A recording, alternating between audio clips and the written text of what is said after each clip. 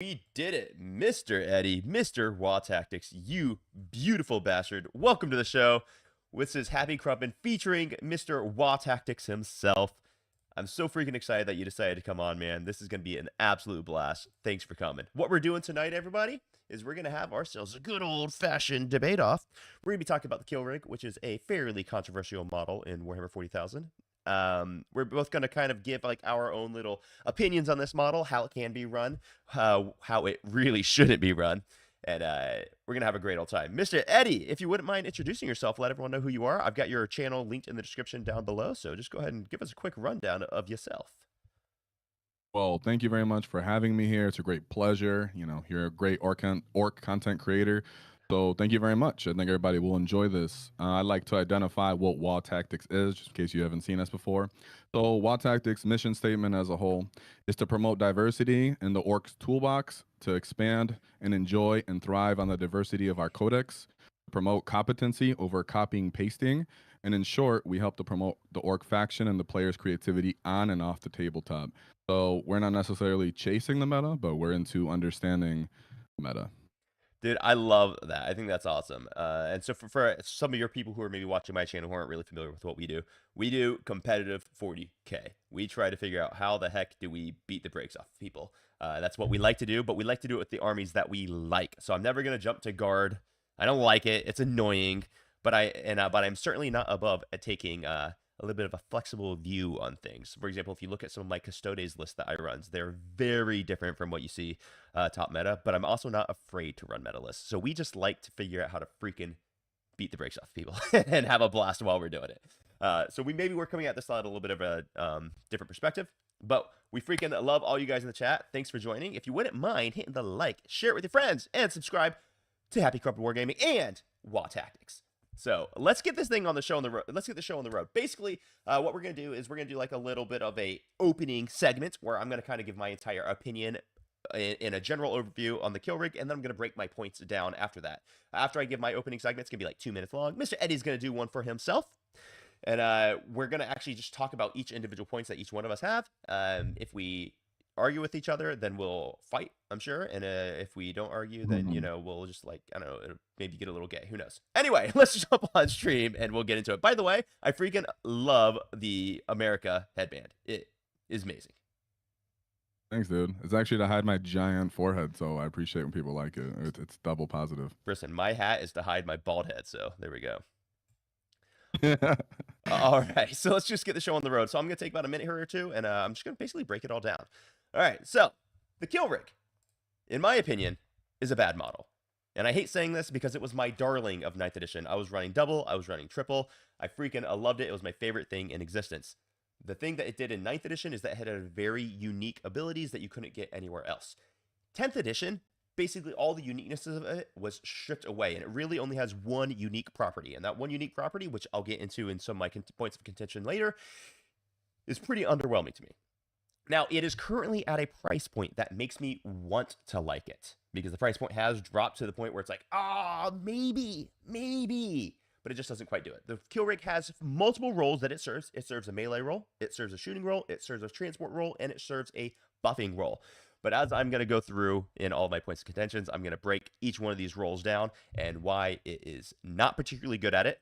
When I'm going through all of this, I want everyone to understand the kill rig is not unusable.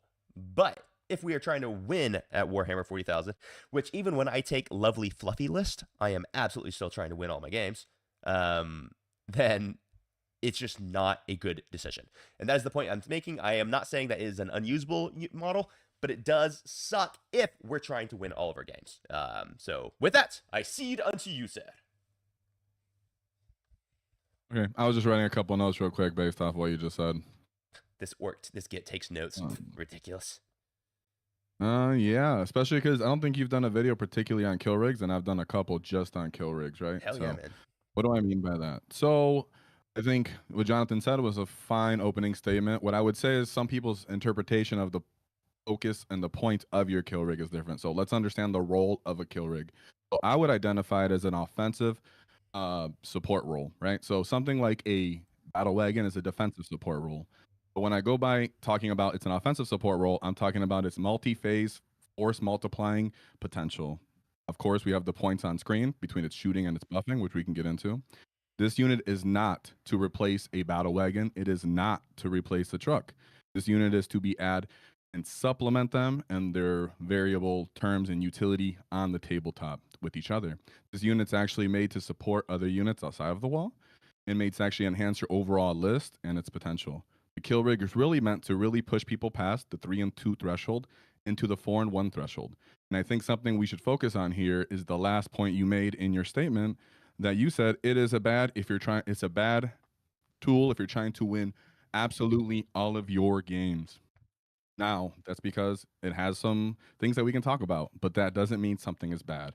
And if you're going to identify something as bad, we need to now present every variable term and application and how we define what is good and who actually gets to judge that. And that's all from my opening. All right, so just real quick, I really like what you just said, but one of the things that you mentioned, which kind of baffles me a little bit, and I'd like you to dig into it a little bit later on. You mentioned that it's what takes people. It can take people from that 3-2 to that 4-1. I would 100% contend it's the thing that's going to keep people from 4-1 and keep them in 3-2. Because yeah, so I'd like maybe we dig into that one in a little bit, maybe towards the end. But I think that was a really interesting thing you said there. All right, man. So let's freaking break this bad boy down. Your big question was, what is the reason for taking a kill rig? You defined it as an offensive transport, right? Yep. Nice. Support transport. So offensive support transport. Models in this game do a couple things. They do damage. They can do it can do transports. It can buff things. Models are limited by their maneuverability and their ability to hide. So these are the things that are really important for most freaking models. Basically, its damage is middling, its transport is middling, its buff is bad to middling, its maneuverability sucks, and its hide ability is nothing. So I'm going to move on to my very first contention here. My first contention is melee for 155 points. If you beautiful Grotzengits are looking at the screen, you can see the melee weapons that we have. We get the Butcha Boys, which is going to be 4 attacks, hitting on 3, strength 5, AP 1, damage 1. We're going to have the Savage Horns and Hooves, which is going to be 4 attacks, weapon skill 4, strength 8, AP 1, damage 3. And then we're going to have 6 attacks with the beautiful Saw Blades, which will be 3 attacks at strength 10, AP 1, damage 2. And I agree with what you said about the difference between the Battle Wagon and the Kill Rig. They are not the same thing. The Kill Rig is made more for an offensive tool set. The Battle Wagon is made for more of a defensive tool set. So if you guys take a look at what I've got on the screen, I actually have the Battle Wagon's melee profile as well, because I would 100% agree with that. The thing that I have a contention for is that for 155 points, the melee profile that we get out of the Kill Rig sucks. And I do completely understand that it is not purely a melee unit, but we can get boys and a war boss that will access us sticky, that will access us lots of OC, that will access us significantly more damage. We could get knobs and a war boss for maybe, 15 points more, which will give us a heck of a lot more damage. We can get, honestly, Killicons for 125, which will do more melee damage than the Kill Rig will. We have a lot of options for that points cost, which are going to beat the brakes off of the melee damage that the Kill Rig itself is going to have. And for the purpose of all of this entire conversation, let's just go ahead and assume that we're talking about Warhorde for everything. So, I mean, the Kill Rigs definitely get a lot better if we were taking it in the Big Hunt, because uppy downy on that thing's actually pretty sick, to be fair. So let's just make it simple, because Warhordes, I don't think anyone's going to argue that Warhordes is just pretty clearly the best of the detachments. I know Dreadmob does certainly have play. I'm not saying that, but it's just easier if we keep things on the Warhead. So for melee, it has middling melee profile for its points cost. None of them are earth-shaking at all. The AP 1 everywhere, it makes it effectively useless against every single Marine army in the game. Or Votan or whatever, anyone who has access to AOC, which is a lot of people. And I do not think that any of its melee profiles serve me in any way. I will see that maybe one lucky damage 3 can just maybe happen to pick up a elite infantry somewhere, but that's about it.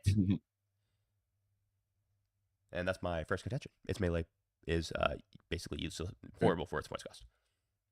Okay. I think, like I told you, when we spoke personally, Yep. I think, the points and everything, the PowerPoint's one thing. I think it's actually important that orc players don't necessarily, there's a couple of contentions in what you said that I just don't want to interrupt you. Like when you said we're gonna simply talk about kill rig, is it because you think, I mean, Warhorde, is it because you think that's the only place kill rig goes besides the hunt, or is it because you want to, simplify this? Because I think the kill rig can work in alternative detachments, and we've witnessed this even in index hammer. So what do you mean exactly?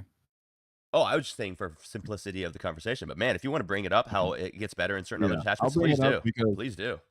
I know you understand regardless, so I can go Heck as yeah, deep as man. I Do want, it. but I specialize in just orcs, right? So the point is, when I say it's a support role, and these are things we can witness since Index Hammer from Stephen Pamperine actually winning a GT, who's also a great WTC player, who also he got like first in ITC for orcs as well, right? For years, so he's known them very well.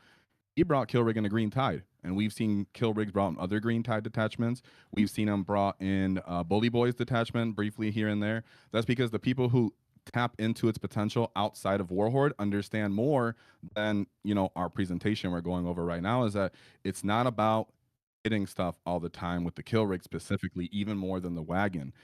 The kill rig is not meant to go up there and start punching things alongside your wagon or alongside your boys. The reason your wagon is usually in position to get punched or have to start punching is because that's all it can do once it's delivered its load. A kill rig can work on turns outside of the wall, before the wall.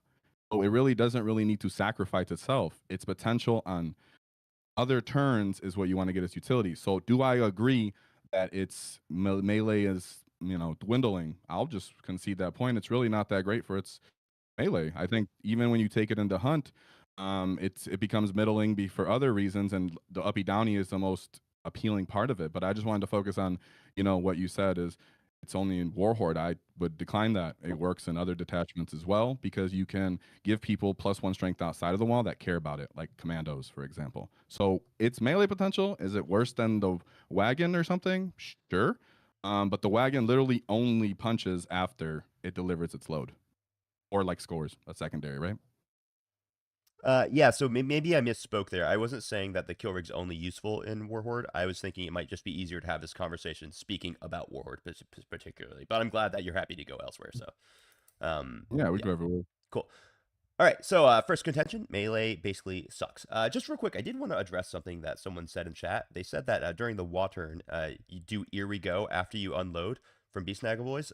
Guys, you cannot use Here We Go if you disembark. That's used at the start of the movement phase. So if you disembark, you cannot use the Here We Go strat on it. Just thought we'd clarify that one for everyone. Also, So many people get Josh that wrong. Collard, you're in the chat, and you suck, but I love you still. Um, sorry, that was just a Oh, Mark Perry. Mark Perry. Whoa. Oh, we got I'm going Mark Mark over Perry, here. sorry. That guy rocks. He's a cool I dude. love Mark Perry. All right, so let's move on to contention numero 2. All right, let's talk about shooting. So I hear people say this all the time that the kill rig shooting rocks, and like it breaks my heart, but I have to be like, dude, just stop talking. Like, the kill rig shooting does not rock. There is a context where the kill rig shooting can be exciting, right? For example, it is a very hilarious time to overwatch like an Angron that's flying in, and then just pop him in the face with 3 last cannons that automatically hit, and that could just ruin someone's day. So I'm not saying there is no context where the shooting matters, but once again, for the points cost of the shooting platform, and this is going to be building towards my greater point, I do believe that all the shooting is the shooting profile for our 155 point model pretty much sucks. And basically what I'll be building towards the end of this is that there is literally nothing that it does that can't be handled better elsewhere. So if we were to compare its shooting, for example, to just heck 3 kilocons, which are going to end up being, what's that, 30 points cheaper. The kilocons typically will just have better shooting than the kill rig will. There's just no reason, in my opinion, to take the kill rig for its shooting than anyone's else. And I do, once again, understand that there is more than one reason to take the kill rig. But as of my contention number 2, what I am now claiming is that there's no reason to take it for its melee damage, and there's no reason to take it for its shooting damage. I now cede the time to you if you have a counterpoint or a contention of your own to put forth. I think I actually agree that its shooting is not to be relied upon. That's why I laughed alongside with you. Mind you, the unit you're using to counter its point isn't the battle wagon or any other sort of transport. You're now adding cans to this, which is totally fine. I understand why you did it. It's for the math variables. Exactly. Mind you, the can can't do what a rig does anyways. Absolutely not. So, that's something else. But what I would say is what this goes to what the question I think is most revealing when this conversation will be is how to push past 3 and 2, right? It's that the kill rig doesn't necessarily shoot to a competency level that makes and strikes fear into your opponents throughout the meta.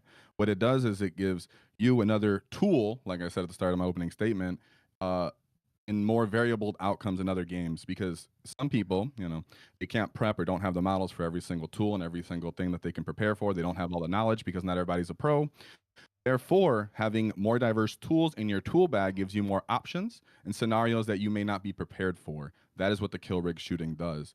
So if you have to deal with, let's say, a character that you really want to overwatch and really kill because it's position, if you want to finish somebody off because of a secondary you need to score, therefore you need to pop this transport so you can get another bring it down, and you're not going to access it in combat. Its shooting isn't meant to be rode upon, and for its victory, it's not meant to be rode upon to really bring fear into your opponent. It's actually sometimes going to catch them off guard because it's torrent, and they don't really want to even face that, and they might make wrong decisions. I think you, as a top level player, understands that sometimes your opponent just has to make the wrong decision to set you up for a victory. The kill rig's weapon actually allows you to do that because an auto hitting las cannon is something that no one is prepared for along in the meta, and sometimes players will just make the wrong decision under those circumstances. So is it variable? Sure, but so is a battle wagon, so is any other transport in the game. They actually have almost no measure to their value in shooting, almost no measure.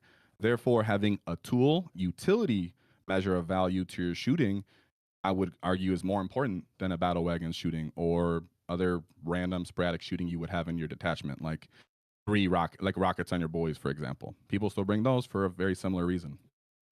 All right, so I do kind of like what you said, but what you said there, you're mentioning that you're agreeing that there is not actually good shooting with a rig, but its shooting does serve a very specific purpose, and there's actually it's correct.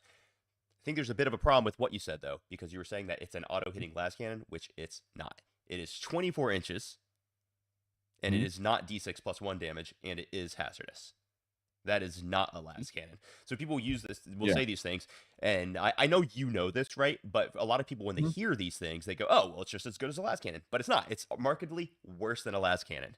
Now, I would say that perhaps a very easy fix that GW could do is, if they put assault on that cannon, on that word tower, just one change, putting assault on that word tower might actually mean that you could use it, right? But there is basically, that'd be really good. That would actually be pretty good, right? But at a 24, like sorry, go ahead. I said I would like it. Yeah. Yeah, I mean, I actually might like it in that scenario too. But one of the things I briefly mentioned, maybe I should have expanded on a little bit more, is the maneuverability of this monster. There is basically no scenario where you ever move it in any direction without paying 2 inches for pivot. Like it's just not happening. And there's going to be a lot of places on the table where you can't move it at all. So if someone's there are going to be times when someone is 27 inches away from you, and because of the way you have to move, you won't be able to shoot them that turn, which is just like ridiculous. So it's not a las cannon. I think that's really important to just kind of mention for people. When I brought it off as a las cannon in the context of Overwatch, in which you can only Overwatch in 24 inches, therefore it's just an easy way to summarize its profile. But I agree with everything you said. It's so true. All right, let's just move on to third contention, and this is probably going to be one of the biggest parts of the contention for me here. What is it? All right, it's durability and its transport. Basically, this thing is billed as an aggressive transport, but it's a really, really bad transport. Like, all right, so here I've got its stats pulled up. It moves 10. It's got T10, 3 up armor save, no invulnerable save, which is hilarious. It does have 16 wounds, which is nice. A leadership of 7 and an OC of 5. And I definitely, for sure, I understand it's got a 6 up feel no pain. So I can already hear chat typing. It only transports Snaggas. All right. It is limited to only Snaggas, and it's only like 12 models, right? Which is kind of hilarious. Like, what are you going to do? You transport like 10 Snaggas with a beast boss and a solo pain boy or a pain boss? Like, I don't really get that. Yes, that's what you're doing. You're right. Yeah. You got to unlock. Heal them. just as a quick aside, I did try the tech where I ran the solo pain boss with Moz back in Index days, and I kind of loved it, but pour one out for your homies, sad Moz days. But anyway. Yeah, so a 3 up armor save, a toughness of 10, which is really, really bizarre to me that its toughness is that low. Let's just compare this to a battle wagon for 160 points. A battle wagon, it's also got a movement of 10, also got a toughness of 12 because you're always going to take art case. If you don't, you're a lunatic, or you're taking gas. Save of 3 up, 6 up invulnerable save, 16 wounds as well. It doesn't have a 6 up feel no pain, but it does have permanent AOC. And a casual 22 infantry carrying capacity that is not limited to Beast Nagus. So I think right off the bat, if you're going to take this thing because it's a transport, then you're not taking this thing. I think right off the bat, if you're going to take this thing because it's tough, then you're not taking this thing.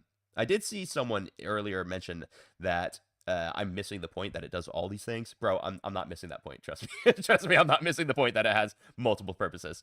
I'm working towards how it actually doesn't work in any purpose. So it's slow. It's not tough. It has no invulnerable save. It's practically impossible to hide. There are going to be 1 or 2 places on some maps that you can hide it. But what that means is it tells your opponent exactly where you are deploying it, unless you are the mad lad who's just going to plan on going first and you deploy it on the line. Which, hey, more power to you if that's the way you want to play. I have played games like that because I had no other choice, but I never like it. So my third contention is if you want to spend 155 points for a transport, then you're always going to take a battle wagon. If you want to spend less than that, then you're always going to take a truck, which you can take 6 of. You're not limited on it. 65 points for a movement 12. Yes, it is easier to kill, but it's also infinitely easier to hide. There's basically no reason I'm ever taking this thing if I'm trying to transport or just have a tough body. And I think that's going to be the end of my contention number 3. Oh, sorry to the audience if I ever repeat myself or seem like I'm trying to hold back an exact point because, you know, mine wasn't, it was more of an open format, my argument. These are going in these slides, and I'm going to make this all make sense, hopefully, when we get towards the middle, right? I did a terrible job of here we prepping have, Eddie, so that's all on me, guys. oh, it's okay. I'm having fun. That is so part 3 here, we're going towards its transport capability. The one thing that this goes in tandem with my first starting point was this pushes you more towards for 3 and 2 to 4 and 1. Is it because the transport? No, but the argument for its transport is because the one unit that you're contending that you have to bring, you already want to bring, right? So you mentioned it in Warhorde. You know, here goes my boys in Warhorde, blah blah blah. It's but we're gonna use that right now as the argument. But it is already being brought, and the kill rig is meant to amplify the rest of the units around your Beast Snagga boys or the rest of your list. Therefore, directly, you know, comparing him to a wagon or a truck is because he's not trying to do either thing either of these units are trying to do. Now, you said its mobility and its ability to hide. Now, again, I'll reference Stephen Paprine. I wanted to do that because that's since Index Hammer, meaning that this isn't even new to us as the orc community as to its utility. So Stephen Paprine brought it in Green Tide, and he put it in strategic reserve. Therefore, he could give units its utility buff. So depending on how you build your list is what it will be doing on turns outside of its transport capability. That's why I don't really, like I said before with the wagon, I don't compare these two because the wagon has no other choice than to stand with its T12 and its AOC after it delivers its package. Otherwise, it does you nothing else for the rest of the game. The kill rig will disembark your unit and then assist you for the rest of the game, or units that are 12 inches away from it fighting and skirmishing on other turns outside of the wall. The value of your beast boss is that he can kill stuff outside of the wall. The value of having this transport in position to not only deliver that beast boss, but then support another skirmish unit on 12 inches away is the utility and why it's different than a wagon and or a truck. Because once the truck disembarks, it's only going to score or tag or screen for you. The kill rig can do all those things. It can also attempt on a weak flank to tank similar to a wagon. Not the same, but its profile of 16 wounds with feel no pains is something to be respected. Even though it's weak as heck in the grand scheme of 40K, for 160 points, it will cause your opponent to commit. So regardless of if it's better than a wagon, a transport, or a truck, that's not its utility once again. But we'll talk about that when it goes to the 3 and 2. As for, are these units better transports? Yeah, I do. I think they're better. All right. So let's get into that utility because I'm going to move on to contention numero 40 now. All right, guys. Here's the buff. Let's read it word for word. At the start of the fight phase, you can select one friendly orcs unit within 12 inches of this model. Roll a d6. On a 1, suffer d3 mortals. Gosh, I miss the psychic phase from 9th. I love 10th edition, but man, getting rid of the psychic phase is the thing that I miss. Ugh. I agree. All right. On a 2 through 5, until the end of this phase, add 1 to the strength characteristic of melee weapons equipped by models in that unit. And on a 6, until the end of the phase, add 1 to the strength characteristic of melee weapons by models in that unit, and those weapons have lethal. All right, so here's this ability. And the cool thing is that it's actually not an aura, so like if you want to run multiple, like, I mean, it's actually kind of cool. But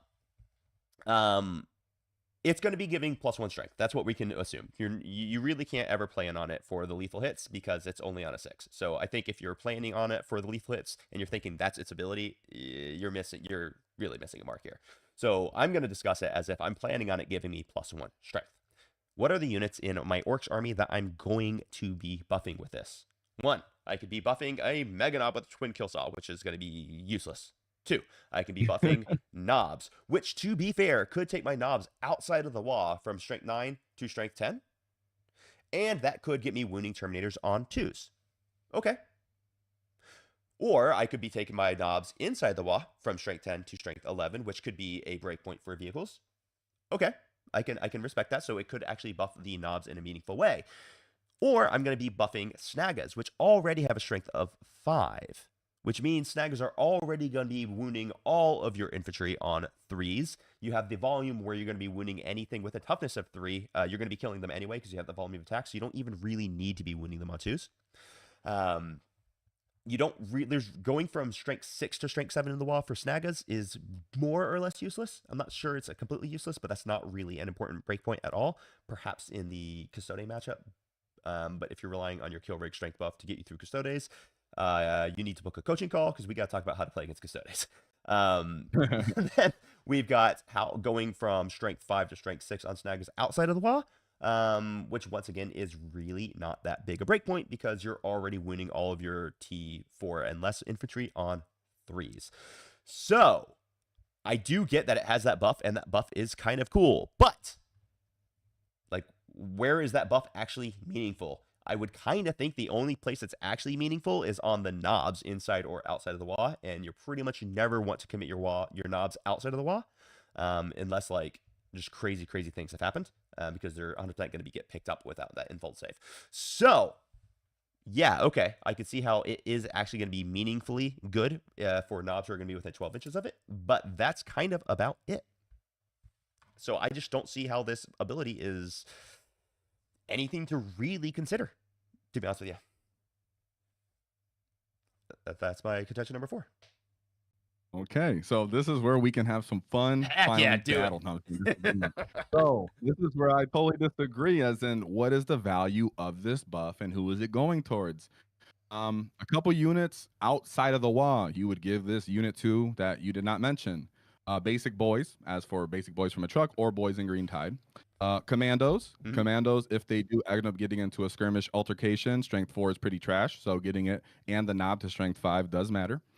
Flash kits. Flash kits are one of our favorite skirmish type units that can play early games, can get up and stuck in. It's a multi-phase unit, therefore the flash kits wants to shoot and it wants to fight. Therefore, giving it +1 strength to strength 6 now takes it to a totally different wounding potential to really get value out of its volume of punches.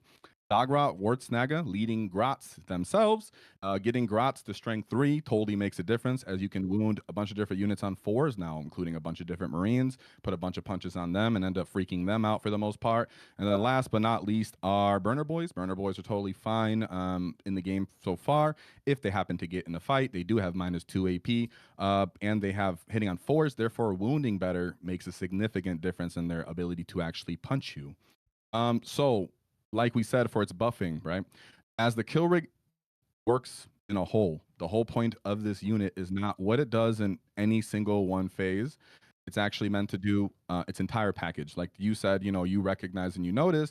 Yet what I would say is where our disagreement lies is how much it's valued with this buff included, as well as how far does it take you with that package as a whole, right? That's kind of, it seems like our general understanding of the unit and its capability, where it lacks and where it thrives, is the same. Therefore, what I really want to talk about is what's going on with, but the 3 and 2, and what do we mean by good? What is good in the terms of 40K? Time for us to get a little philosophical, huh? Oh, you can go now. All right, just real quick before we hop into that, real fast. What aid do you get by getting Gretchen to strength 3? What does that help you with? So a lot of the time when people are using Zagrod Wartsnaga, and he's meant to either get in the way and just stop people in their own deployment lines, or he's meant to get a nasty charge off and then use your charging movement to actually touch different objectives or tag alternative units that didn't want to get punched. Now, does it actually take Zod to a different threshold because he goes from strength 7 to strength 8 and then +1 to wound? Sure. Now, when I talked about what I mean, what the kill rig does to help people go 3 and 2 and 4 and 1, this make a little bit more sense. But what it does is giving +1 to strength against units that you're not prepared for or you're not teched into to have toughness into values into them is where this ends up shining. When you do run into those Gravis Marines at strength 6 and you need an additional +1 strength and you're not actually able to punch them with one of your typical skirmishing units. And so what does Zod and the Grots do? Well, Zod giving them +1 to wound and taking them from wounding on 5s to wounding on 4s just adds volume. You're able to pick up units like Scout Marines, something that your kill rig couldn't do on its own, like you said. Yeah, so I fail to see how Gretchen wounding my scouts on 4s with no AP is gonna have any effect on my scouts when Zodgrod's gonna kill the scouts by himself anyway. Well, like I said, he's not looking to charge the scouts necessarily always. He's meant to either, well, and maybe he won't kill them all, right? Because he only gets 5 outside of the wall, maybe 6 on the wall. People can roll ones. You can make saves. Therefore, if he kills 3 or 4, you do hope the Grots can pick up 1 or 2.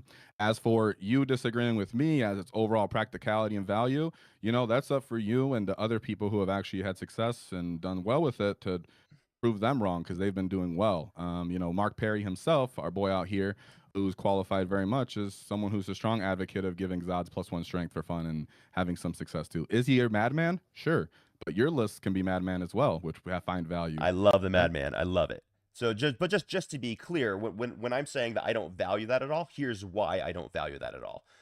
I'm not going Mhm. to take a 155 point unit because sometimes it's going to allow 3 extra Gretchen wounds on a scout squad.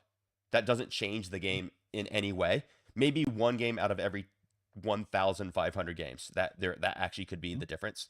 So I would never spend 155 points for that. As far as for the gets, that's actually I think that's a much more legit one that I'm much more inclined to agree with you on. The problem with Mhm. that, bro, is like too bad you can't transport gets in a kill rig, right? Yeah, you're gonna have to have another transport get to get your gets where you want your gets to be. So they're gonna be enabled Yeah, to but actually do that. that goes with what I said and where we disagree is on turns outside of the wall and past the wall, what is getting +1 strength? I just named a bunch of units that might have circumstantial abilities to get this Sure. off. There's other units on your list that can pull it off. You could have Mandos and Flash Gits and Zod and Kill Rigs all on your list. We've seen them perform and do totally well as well. As for me naming all the scenarios, no, these are just more tools that the orc player has access to because the Kill Rig gives them. Can I name, round 6 No, circumstances I'm that not might asking you to matter? do that either. I'm not asking you that. That was not my intention to ask you to do that. Okay. So I So can't argue every circumstance in no, which of they would course be not. using, but when we talk about averages, like chat said, he can kill them on average. But you yourself did a video on dive Hmm. averages. What does averages matter? Sure. Averages on the whole term of the game. There's a good chance Zod can just roll a fail. Maybe the Scout Marine rolls a 1, and then your Grot, which I don't think you'd only get 3 wounds considering how many they are, and they're all +1 to hit and +1 to wound, and there's so many bodies. They're easy to get in combat. Blah blah blah. I've killed 1 Scout quite reliably with Grots regardless, right? So that's just my Yeah. anecdote. But what does my anecdote really matter? It's just a preference. And that's never my contention. My channel has never been about my own anecdotal choices or decisions. Well, of course not. No, but like we talked about Mm. earlier, right? Let's say because we both agree kill rig shooting is not good, but we both agree that there are absolutely scenarios where that kill rig shooting can come in clutch. Now suddenly Angron, who's only on 3 wounds, it's going to be very troubling for him to try to charge something because you're going to auto hit with last gain. It's like there are very clearly defined scenarios where that is useful, even though I would still rate it as poor, right? Mhm. Like I just don't see how the scenarios that you have presented for his buffing though, for his strength buff, I don't see anything that's like clearly defined. This is where it is good. Outside of, like I said, maybe the knobs, because like legit taking knobs from strength 9 to strength 10 or from strength 10 to 11, I actually see how that's a bit that could be a very big break point, and I can see that one. Okay, so that's my fourth contention. So now what I would Um, I would go ahead. just say that the one thing is, it would be kind of hard for me to argue every context of how this would matter. I mean, a small one forgets. I know killing a lictor, you shoot something and then they don't kill it, you charge a lictor, you're plooning it better. Mm-hmm. I mean, like I said, this isn't, and what we'll get to in the next point is none of this is just my preference. And me, I don't even run Warhorde anymore. If anybody watches my channel, they know I don't want to run Warhorde since, that much anymore.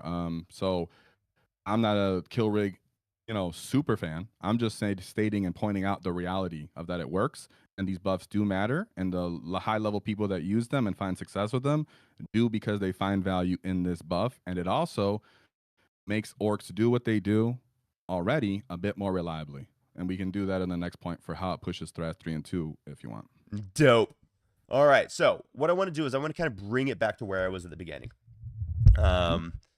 So what's the reason for taking a kill rig? Because now I've gone through my 4 main contentions here. Is the damage the reason for taking kill rig? The answer is no. Is transport the reason for taking the kill rig? The answer is, I'm pretty sure we both agreed upon, no. Is defensive profile the reason to do it? The answer is no. We certainly will agree that its maneuverability is not the reason to take it. Its height ability is not the reason to take it. And its buff is at best contentious. So, out of every single one of those options, all of them being clear losers in, we're going to have to figure out how, when you combine them all, it becomes a win. And I cannot do that. So I think I'm going to leave it open to you now to either try to wrap that or take this where you would like to go. Yeah. What I would say is, I don't work in this same criteria that you established for Sure. us to view it and enjoy, which I actually totally find fine. It's easier to follow if we do this. I would just say, as an orc player and as someone who's learning 40K, to expand your mind in the roles of what units can and should do, Totally. especially if you're playing into a deep codex. And some codexes aren't deep. I'll shout out Leagues of Voltan, right?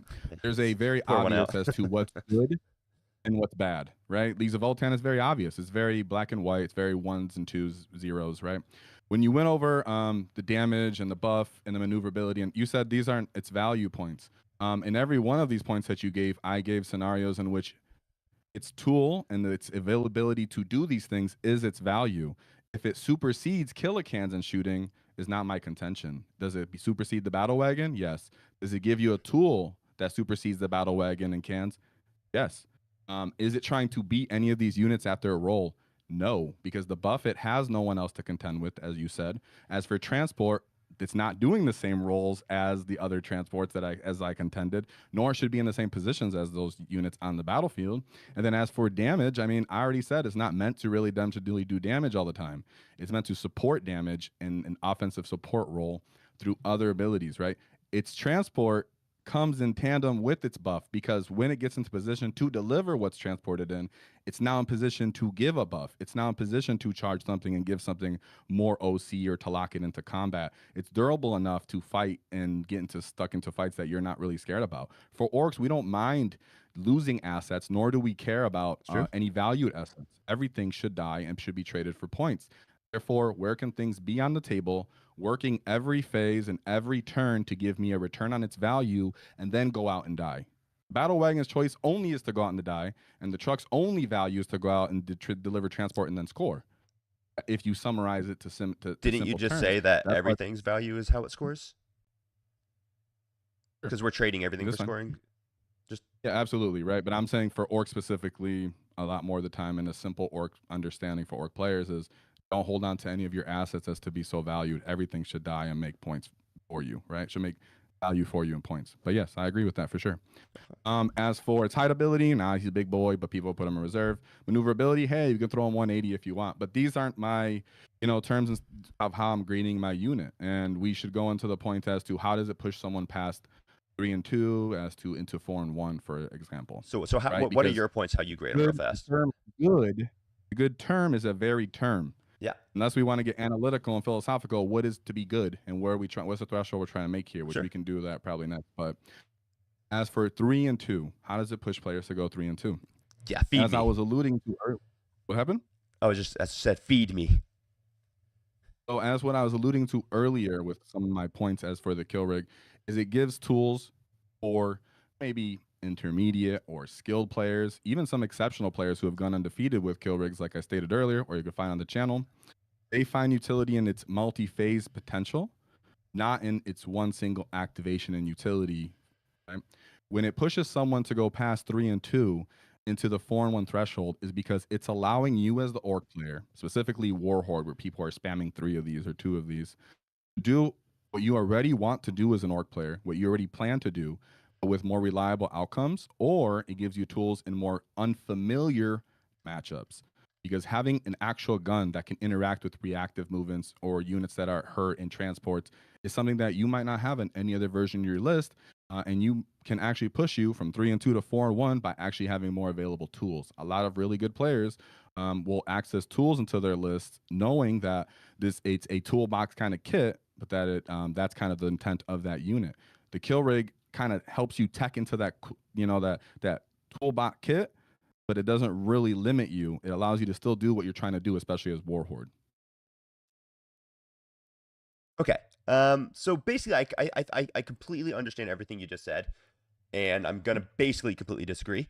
One of the things that I teach on my channel a bunch, and this is good, is why I like having people hear different perspectives on this. Is when I build lists and when I teach list building, we look at a couple things, right? There's really two things that you have to do in list building. One, you have to identify your strengths and build into them. And two, you need to eliminate your weaknesses. What people tend to do, and what I find what tends to happen when you do this, is they don't eliminate their weaknesses. They just make their weaknesses less weak. But if you're just making your weaknesses less weak, what you're doing is you're detracting from your strengths. So in my philosophy on list building, what you want to do is you really want to just lean into your strengths and, if you possible, eliminate the weaknesses. But we don't want to bother just making your weaknesses just weak if they're still glaring weaknesses. So why would I want to just, oh, this thing can kind of do everything, but it's going to kind of do everything fairly poorly, except for this one niche scenario when I had fish on a Tuesday, when I could just lean into things that orcs do really, really good and make it even better. Because the kill rig does actually allow you to do that in simple terms. I think that's where the disagreement and kind of misunderstanding is. Now, when you said, I actually agree 100% with what you said. Try to accommodate to your weaknesses. Mind you, if you're playing a very limited version, like you said, Warhorde, which you yourself wouldn't take orcs to WCW Nope. because of its lack of tools in multi-phase potential and No, its unreliability. that's not That's why. because you understand looking at Warhorde. What? That was not why I did not take them. Oh, but other videos you mentioned why you didn't take orcs. I thought, for other reasons. Nah, But finish your we can point. go We on can get that. into that afterwards. Yeah. Yeah, we can go near that too. Yeah. But that's why when people take the kill rig, they're looking to do what they already do, but against more unfamiliar opponents and matchups. And it allows you to comfortably do it, and it allows you to have tools and kits to continuously do it. Now, what I really think is important is what you said earlier, where you said you can't take the kill rigs if you're trying to win all games, right? Can't take them if you're trying to win all games. I don't think spamming triple kill rigs is going to get you to win all your games. But at the end of the day, what we're doing here is we're talking theoretical and our preferred, preferences.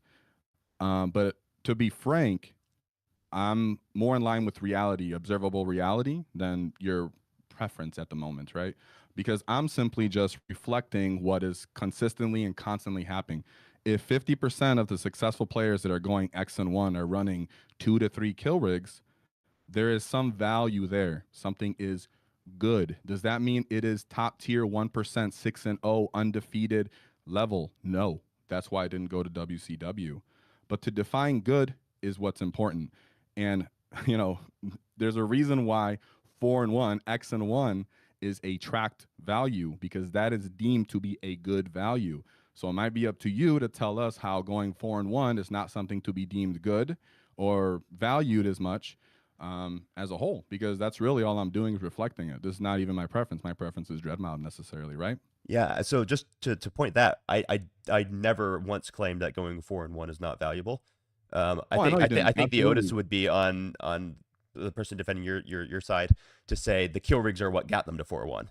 And I would say that most 4-1 lists out there don't have kill rigs, and if they do, they're 4-1 in spite of kill rigs. As a matter of fact, we got a guy in chat right now who's the first person to win a GT with orcs since Pariah Nexus started, and he is a kill rig fiend, and he can't touch them in 10th because he can't run them. So if we're talking about like rankings in GTs, I would say the Sure. people who happen to make it 4-1 with a kill rig tend to do it in spite of it, because the people who are winning are Well, not bringing them. luckily, my channel is specific to orcs, Yep. and actually, what you said is just not true. As to, Oh, I've do go 4-1 and do consistently well. I didn't say you didn't say 4-1 doesn't do yeah, well. yeah. I'm saying the reason we track it is why we're talking about what is good.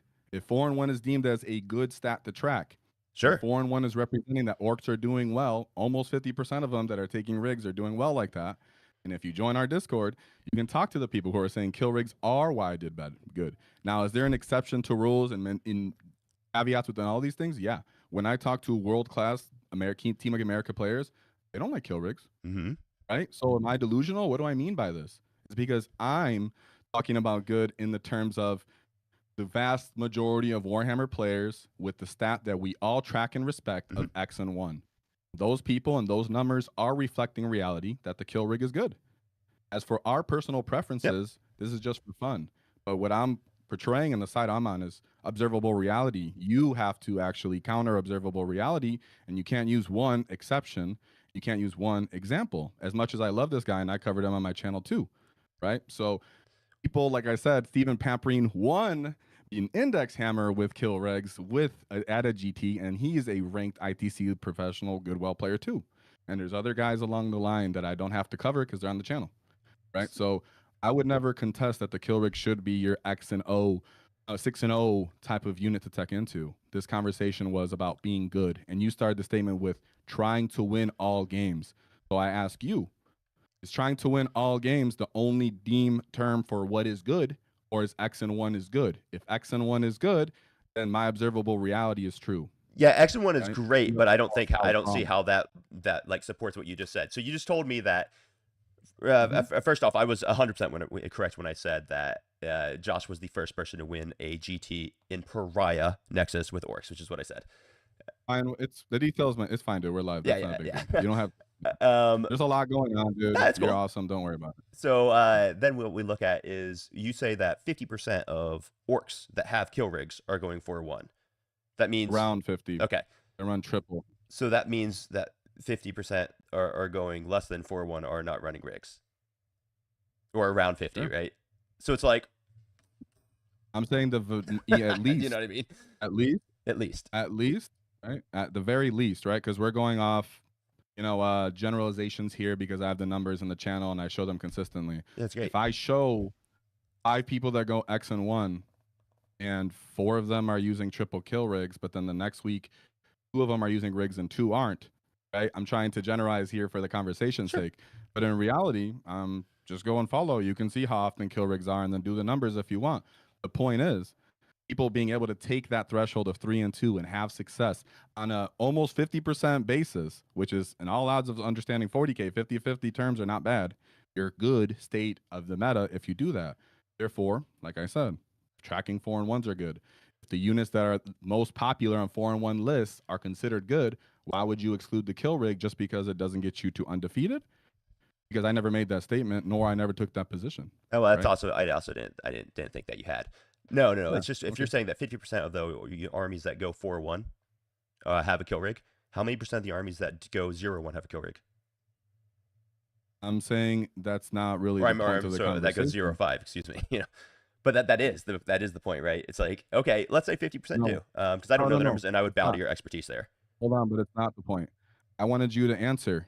What is deemed good to you if 4 and 1 or X and 1 is not deemed good? Bro, And if I've deemed already said that 4-1's fantastic. When I go to a tournament, my goal is to exactly go 4-1. I for don't go with the goal of winning more than 50% or more, or right? more. And what is you deem as good? I guess we all want to know, right? Because I said if you can perform 4 and 1 with a unit that you can bring 2 to 3 times and it's core fundamental to your list, sometimes your list, it's really important to your list.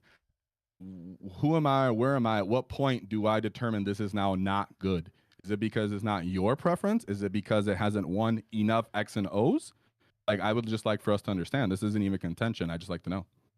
Well, it's a fallacious statement, right? Because like going 4-1 is great, but you're trying to make the what you're trying to insist is that the kill rig itself is what takes you 4-1. But I would say it's just as easily to say the kill rig is what kept you from going 5-0. So 4-1 is a great score, and I freaking applause to anyone who goes 4-1. I think it's an awesome score. But like saying that the kill rig is why they're 4-1, which I don't necessarily think that's what you're saying, but that's kind of what it sounded like. It seems just I as don't think seems quite anybody silly. thinks that's what it sounds like, right? Because Well, even that's in your own what I just video, thought when it you sounded talk like. about how when you won an event, you deemed that there was a lot of circumstantial conditions on how you won Of course, because luck matters. You of can't count course, on luck, but luck counts too, absolutely. right? Therefore, we don't actually know how people ended up undefeated. We don't end up know how they ended up going X and 1. Therefore, I don't have to make the distinction of X and O or X and 1. All I have to perceive, notice, and observe is that if the consistent pattern of recognition is that taking this unit in multiples, these events gets you X success, therefore X success is deemed as good, then this unit is at least good or palatable. Are Is you it good under all conditions and contexts? No, absolutely not. okay? And we know that Then the we're good. general overall number of 40K is not accurate. So even me trying to argue that is not it's not a valid, like you Yeah. can't take that position because even the people who track the numbers don't say the numbers are reflecting, fully from the general understanding of our win rates. That's why we're talking about generalizations. Yeah, okay. So I still think like all right, good. Then all right. So you're not claiming that because you went 4-1, that means the kill rig is good. All right, cool. I'm happy to hear that. Then What do you mean? I'm not. Well, you just said that you're not. Well, you said it. Wait, All hold right, now on. I'm getting a little Because confused that's here. Go what ahead. exactly, yeah. I think it's important that the chat knows what we mean by this, Yeah, right? go The ahead. whole point of this conversation and how I got started was you said the kill rig is trash. Yes, it's And bad. then I said it's Not totally unusable, playable but and you can bad. find success with it. Hmm? Not unusable, but bad is what I said. Yes. But you've said trash direct words Oh, many of course. times. Content is Those king, exact baby. words. Trash drives Exactly. content And I like it. comments. I like it. But Absolutely. when people hear this, they trash means to garbage not used, right? So when I'm talking about the rig, I'm saying it's totally playable and can help accentuate what you're already doing as an orc player. And it can make it easier, more palatable against matchups that you're not familiar with. As for what is the deeming factor that leads to a player being X and O or 5 and O, that's the player. The list nor the unit makes the player. When I was talking to Michael Mann last night, he said he stopped using that Bully Boys list because he was riding it to victory, not the list itself. So at the end of the day, it's all preference. That's why I keep going to if everything's preference for the most part and just math and a little bit of luck here and there and some anecdotal understanding, then all we can do is generalizations. And the general understanding and consensus is kill rigs are not only playable, but good if you bring them in multiples for the reasons that I stated. Yeah, what Do was they that reason? take you to what is deemed 1% top player? No, I don't think so. I think the weaknesses you stated are fine, and I conceded them to you right Yeah. away. So my contention is that What kill is rigs suck. That's my what is contention. good? That's what I'm asking. Good is going to be a unit that gives you good value for its points in the defined role that it has. Okay, so what's the defined role for your kill rig? Yeah, that's what we're trying to figure out. That's what this entire thing is. Because Oh, it's for certainly you. not I'm damage. It's saying for certainly you. not transport. It's certainly not buffing. It's certainly not maneuverability. It's certainly not hide So ability. what is it for you? Oh, I have no defined role for my kill rig because it's a sucky model. Okay, then I would argue that respectfully for Yeah. people who don't only play orcs specifically, it may be sometimes underappreciated as to what it does and its tech utility. And I'm not trying to I'm trying to say it as calmly and nicely Sure. as understanding as possible is I'm reflecting observable reality and you're taking the position of conjecture and then you're using stuff that we can't account for like someone's skill, someone's ability to go 0 and 1, etc., and then trying to take that to the other side of the spectrum. All right, I'm gonna pause When you the there. vast I'm gonna majority pause of you there. You war paused me earlier. I'm gonna pause you right there. So Did I pause you? Oh yeah, yeah. So I'm just gonna step in right there. So yeah. hold on. I'm not just using personal conjecture. You're trying to make the claim that 4-1 and kill rigs are included in 50% of lists that go 4-1 means that kill rigs are great, but you're not trying to tell me how many kill rigs are in 0-5 list or 1-4 list or 2-3 list. So why don't you bring me those stats? And if that's 50% of those lists or 60% of those lists, you've defeated your own argument. But if you don't know the stats on there, then what are you talking about? Well, then that means right. The burden is on you. That's being unprepared on the debate, my friend. Right? You should have brought those I think numbers you're up just and then saying used that something as your silly and foolish right counterpoint. now because you can't define anything the Mhm. kill rig's actually good at. Of course I can. What? Yeah, you didn't say that anything that it's actually good Oh at. my You're God. just saying It's it's good at being okay. a list that go Sorry. 4-1. Is that what you're saying? It's not meant to. Sorry, not laughing at you. I was laughing because it was thrown out there. That's fine. Kill rig's purpose and Yes. intent is very niche and established within the orc understanding and community and codex. It's been reflected in our success and our win rates and its utility. As for what does it take to be an X and 1 and X and O player more than whatever's just on your list. For Which sure. is why I just said when me and Michael Band just spoke, he said his list was bad and he took it to X and 1. Oh, totally. So Guy rocks. the main point is still like you, right? You still, that's what you preach too. But when we're talking about focusing on orcs, focus on orc players and rising the base skill of the player or the base understanding of someone in their codex, and they can't do a deep dive into understanding the entire meta and entire every single matchup. Kill rig helps you with unfamiliar conditions, circumstances, and fights. As for would I advise you or anyone else to take the kill rig to go 6-0? No, and that's never been a point of contention ever. I just want to know what is good and what is bad, and where do we draw that line, and who gets to determine that. If you haven't even identified the kill rig, you just said it's a transport only. I also mentioned its damage capacity, its movement capacity, how its That's size what it can do in profile. game, but Yeah, so literally everything it does. So it's totally everything in the game can do encompassing. that. Wait, but anything in the game can fall under these besides Yeah, buff, right? I mean, we that's could how you argue that's how you define if a model's good or we can bad. argue a truck skill, right? We can argue the truck's damage and all that stuff. Correct. That's It not sucks the at all those point. things, but it's great at transport for its points value. Sure. And the kill rig is a good offensive support unit transport. That's all it does. It has its own specific role. You don't even But have it's a bad role for to its define transport. this unit.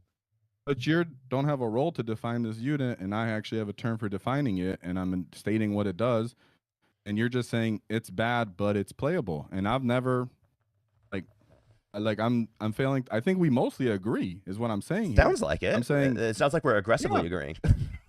yeah, that's badass. All right, but that's Orky. What I Hell yeah, would baby. say for anybody to clear up, and then you can tell me if you disagree or Sure. where I agree, and then you Sure. can tell me why I didn't take Orc to WCW. Yeah. What I would say is, if you're someone that's trying to win all of your games, it takes more than just spamming a unit 3 times to go undefeated and win all your games. No one particular unit, unless it's outwardly completely broken, should be carried that you just spam it and it takes you to victory. Therefore, that should never be the criteria. Right? The criteria should be what is good, what is useful, and what can be used to accentuate what you're already trying to do with the knowledge or the capability you have. Becoming a better 40 player itself is useful, and you can make anything work, right? You can make killer cans work like Michael Mann did if you're good enough. But that's not what we're talking about here. We're talking about the general 40K player, the general orc player. If they take this unit, they will actually be able to have a modicum of more success because of its current points. Yet, if you tweak the points up again, it could suck all over again Totally. because of the points you made. That's why we're not disagreeing here. Mhm.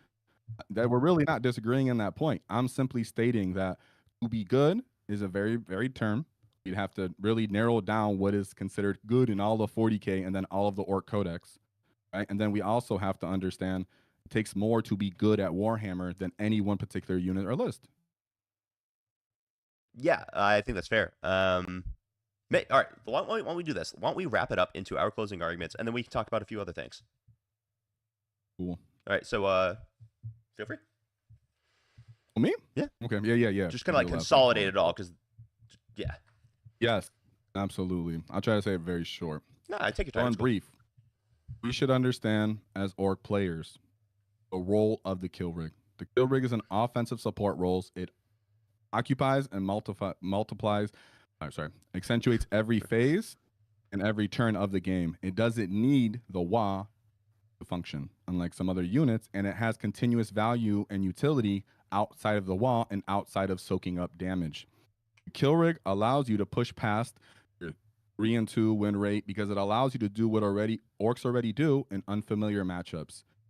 Against enemies and variables that you may not be familiar with, the kill rig gives you tools and options.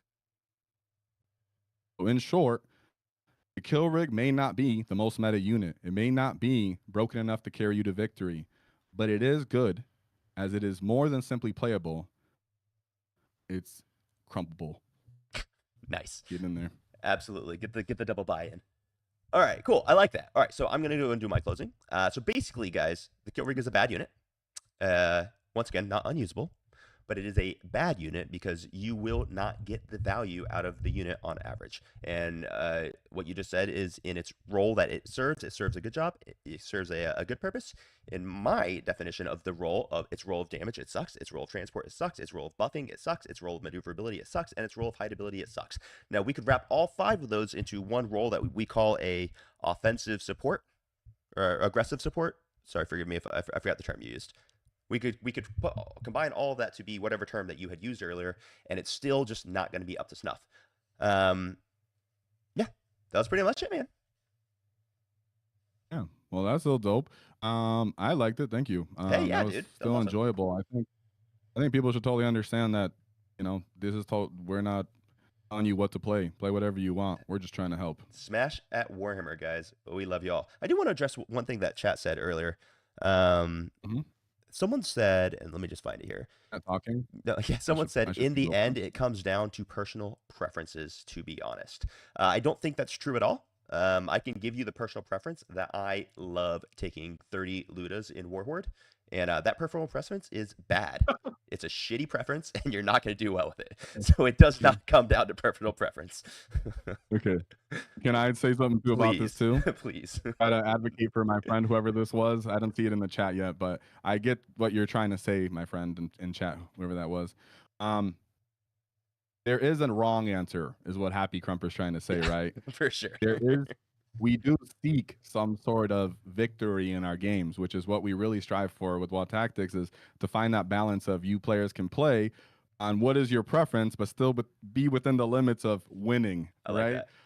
So I think that guy's saying like, yeah, preference is ultimately, yeah, it depends. Do you want to win all your games, or do you want to win half your games, or do you not care about winning them at all? I need to know where you stand before I, can concede that, right? I think that's fair. And it's actually one of the things I really, really like about your channel because you guys do try to take some of these underutilized units and you try to figure out how to make them or how to use them, right, to the potential that they actually do have.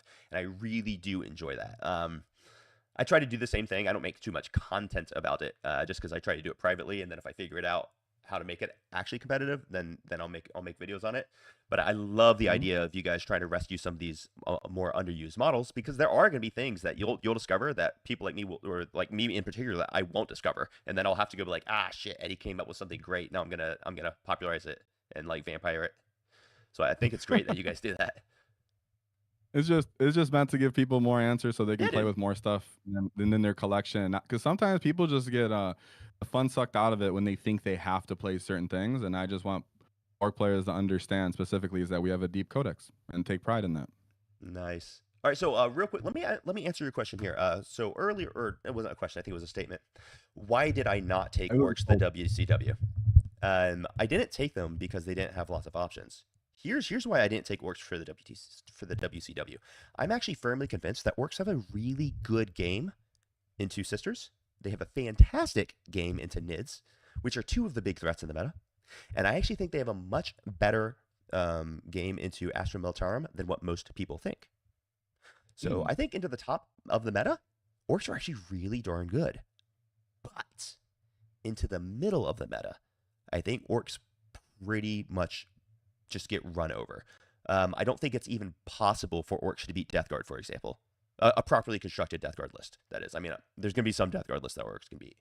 I think they severely struggle into a lot of Tau. I think they severely struggle into just tons of armies out there. They can't. I don't think they can get past Blood Angels, uh, and just because of that, I don't see how they're gonna make it to be able to play against the top of the field. And so as you can see, my performance wasn't that great. It's kind of at the bottom end of what I found acceptable. I got 4-4. And I did a whole review over all of them. There were some inconsistencies, but overall it was a great experience. But even still, like with orcs, if you ran into Death Guard 3 times, you're losing 3 games, and there's basically nothing you can do about that. At least at that level, because there's no bad players there. Do you know what I mean? So that's why I didn't take orcs. It had nothing to do with them not having the tools, not having because I think they've got tons of tools. I think they've got a lot of really good gameplay. I just there's just some armies they can't beat. Kind of similar reason why I don't take Custodes actually. Oh, we're saying the same thing. So Yeah. mind you, I'm not disagreeing with you. When we're talking about them not having tools, because the reason we brought that up was because you said I'd rather build into against our weaknesses and build against our weaknesses and still have our Yeah. strength and retain those strengths, right? That's kind of why orcs have such innate weak matchups into these units, is because they don't have the tools into these units, into these matchups, right? So I'm agreeing with you there. And I think that kind of reflects my point behind the kill rig. Hmm. Is in most people's case, they don't go into the player and go, this guy's not going to make any mistakes and his list is infallible, Dude, everyone right? makes Most people, mistakes. we're not running into the guys all the time, right? I run into a couple here and there, but there's not a bunch of those guys around. No. Therefore, if you run into that death guard matchup or that guard matchup, sometimes, right? Sometimes, if the people are both, we'll say, evenly matched players, Hmm? the kill rate can give you answers and provides tools that can help you win those matchups.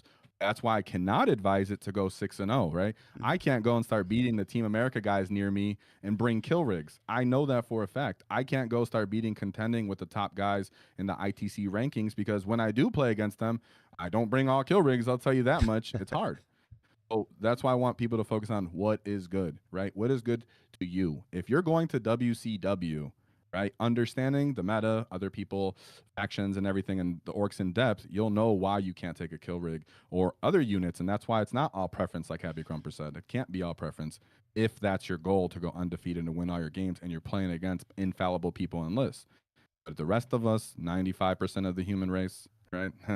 We're playing Warhammer. You can play a bunch of different things in the Orc Codex and still have modicums of success. If I'm going to advise you on making your list for WCW, like when I talked to Brad Chester, Hmm? and Brad McElman and different dudes, right? The only unit that I advise at that point is Zagrot Wartsnaga. You know what I'm saying? Like, so I get it when you're talking about what is good and what is, to win at the top level.